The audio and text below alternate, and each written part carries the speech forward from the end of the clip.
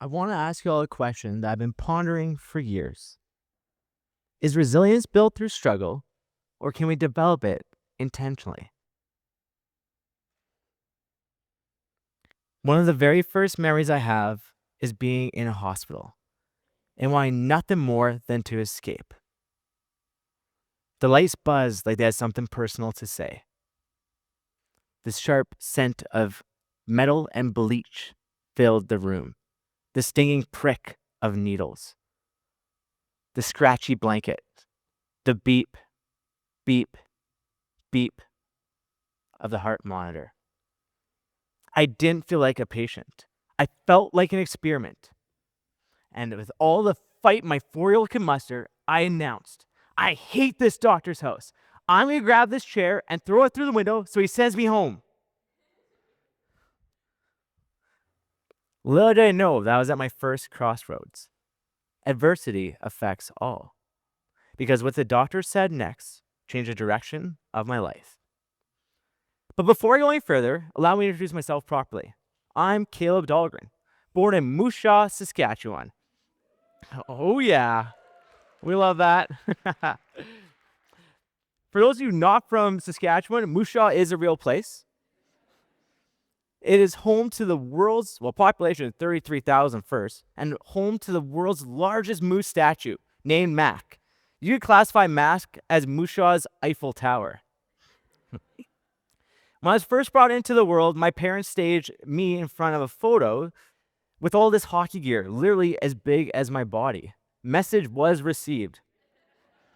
Hockey was not optional. Thankfully, I was able to pursue sports. Now, I asked my parents to describe me in 3 words. First thing they said was grateful, caring, and intensely driven.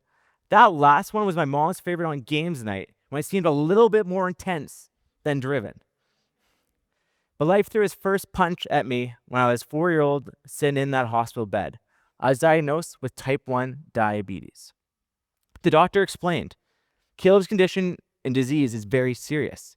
It's 24/7, 365. His pancreas does not produce insulin. If blood sugar goes too high, ketoacidosis, organ failure, coma, die. Blood sugar goes too low, seizure, brain damage, coma, die. I thought, after hearing this, well, the word die is literally in diabetes, so I guess it checks out. Can you imagine explaining that life or death teeter-totter to a 4-year-old? Then on top of that came the list of shouldn'ts. He shouldn't play sports at a high level. He shouldn't push limits. He shouldn't be like other kids. Sounded like diabetes was literally orbiting around the sun and your life was becoming all around that sun. Thankfully, I had parents who rewrote the script. Instead of saying, don't pursue your passions, they said, let's figure out how.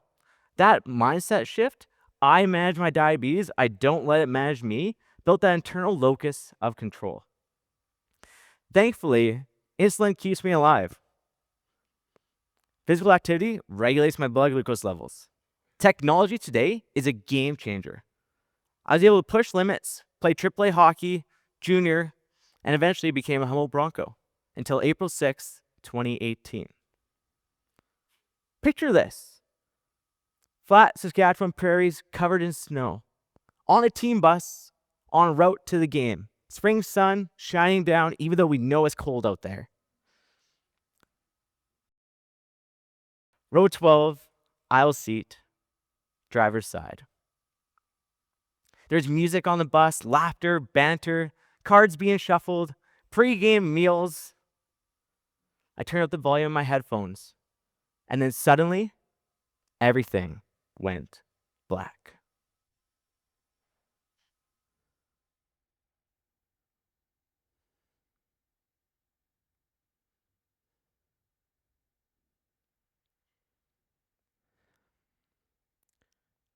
I don't remember the crash. I woke up in a hospital 5 days later. Dazed, confused, and broken. felt eerily familiar. Connection back to my diabetes past. The beep, beep, beep. The sting of the sharp needles. Then I got told the news. A semi-truck driver went through a stop sign and a bus collided into it. 16 lives lost.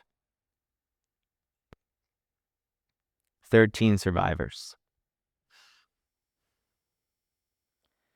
I suffered a severe traumatic brain injury,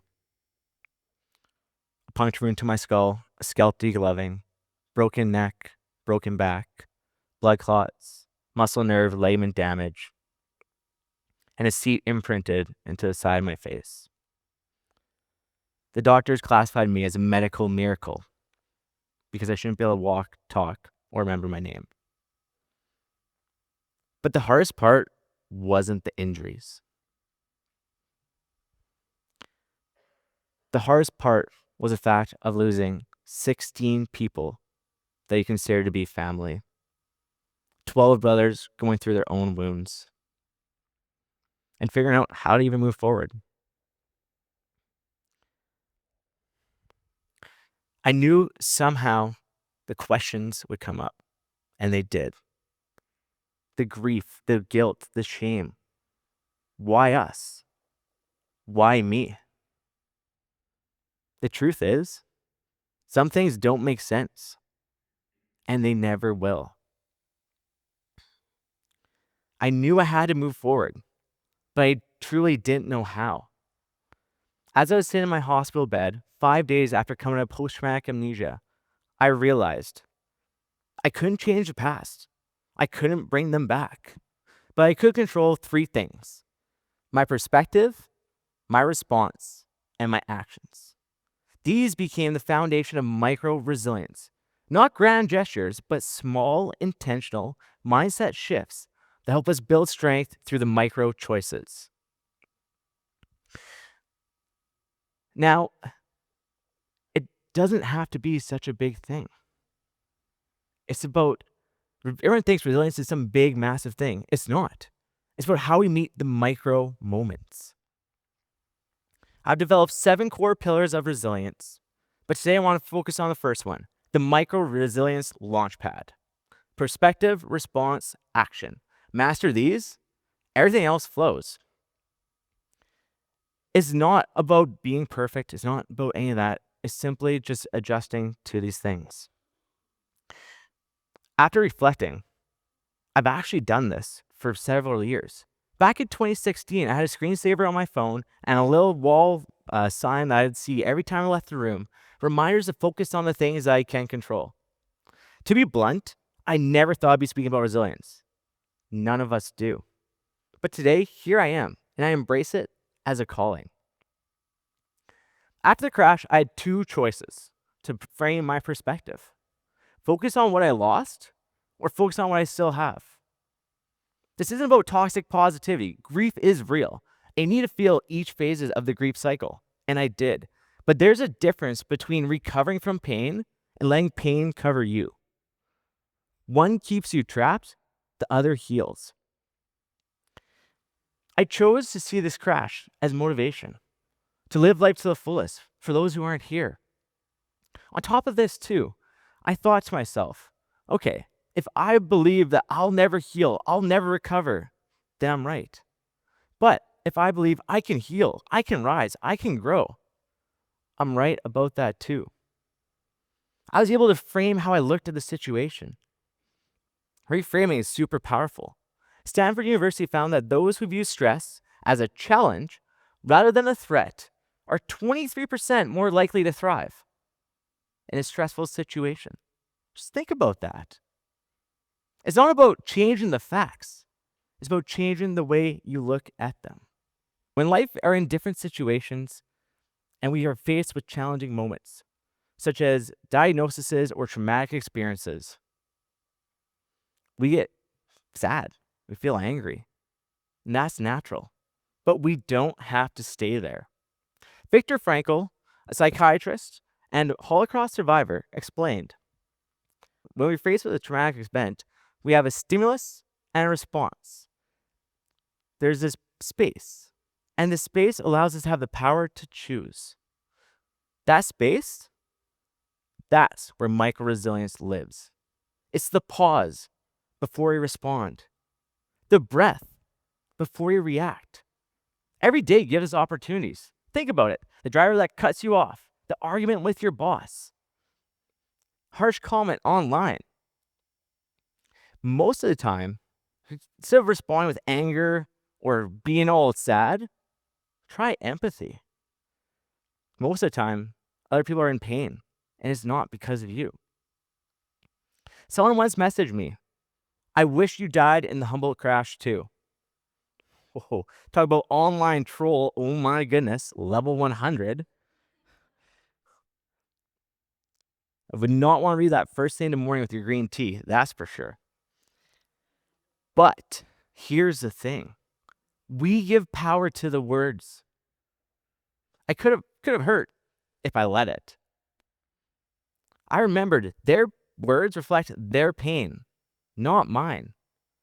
Every intentional pause strengthens our resilience muscle because that one choice doesn't just give you peace, it also protects you too.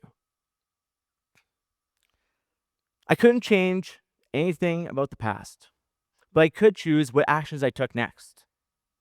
I wasn't going to become a victim of my circumstances. So I committed to a few things: to heal mentally, physically, emotionally, spiritually, to go back to Humboldt to help out, to be at every Broncos event I possibly could, to move even when it hurt, to resist the numbing distractions. I wrote a book, Crossroads, to honor the 16 who aren't here, shed light on topics that I deem important. Proceeds went to STARS, Shock Trauma Air Rescue Service, who save lives every single day. I found love in healing and returning back to sports. So I became an evidence-based chiropractor, and I'm working on my sports specialist designation. I now help people move better, live healthier, and feel empowered. So special. My head coach, Darcy Hogan, used to say, "Take care of the seconds, and the minutes will take care of themselves." That's micro resilience. Science backs it up. Over 40% of what we do daily is out of habit. If you change a habit, you change your identity. Motion creates momentum. Momentum creates change. It's not about being perfect, and I'm going to tell you, I'm far from it. It's about progress and consistency, because over time, these actions retrain your brain. And thanks to neuroplasticity, we become less reactive, more grounded, and more ourselves. Now it's your turn. I want you to think of a challenge that you are facing right now, crossroads that you're at, and ask yourself, what's one small thing that I could do today to change my perspective, my response, and my actions? Maybe for the next 24 hours, you frame every negative thought into a positive one. Maybe you're able to take that breath before you respond. Maybe you get that little thing that's on your to-do list done. Whether it's a call, a message, or even just getting out of bed. Whatever it is, make it small, make it actionable, and do it today. The beauty of this practice is its simplicity, accessible to all. Because over time, these small little choices help us build strength, ready for whatever life throws our way. Today, we talked about the Micro Resilience Launchpad. Perspective, how you see. Response, how you choose. Action, how you move. These didn't just literally save my life. These helped launch my rebuild. And you don't need to be the strongest or the toughest. I wasn't. It's about all the choices that we have. The choice to stand up, even when it hurts. The choice to show up, even when it's hard. The choice to speak up, even when our voice shakes. But before we close, I want to share a little story with you. It's about my good friend, who is an inspiration to me, and I think someone we can all learn from. His name is Shane. Shane is a absolutely amazing human being. Oh, I get feels every time I talk about him. So Shane is an amazing human. He works at PB Mart, proud Special Olympics athlete. He was part of my taxi crew, and he never misses a Broncos game. He's a true super fan. He lives with passion, pride, joy. He gives 110%. He shows up early, stays late. He'll treat every person like his best friend. Can remember your name, your dog's name, and your favorite hockey team too. Shane is truly an inspiration to so many.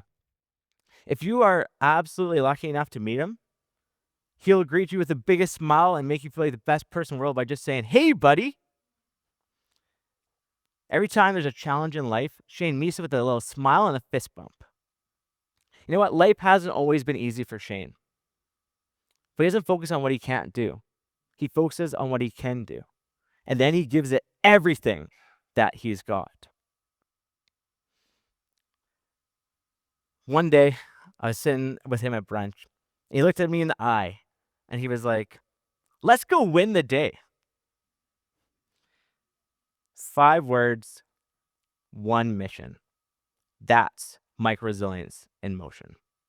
And I believe we all have that Shane inside of us, the one that chooses joy, has passions, and takes pride in the small victories. And Shane may not call it micro resilience, but every "hey buddy" is perspective. Every fist bump is response. And every time he shows up, it's action. So next time you're at a tough point and you feel like you can't get up, think of Shane and go win the day. This isn't just my story. It's Shane's. It's ours. We all carry pain. We all face moments that break us. But these moments, they're invitations. Invitations to rise, to choose, to begin again. Because the power is already within, and that choice has always been ours. So the next time you're at a crossroads, pause, breathe, stand tall, and just like Shane would say, let's go win the day. Thank you.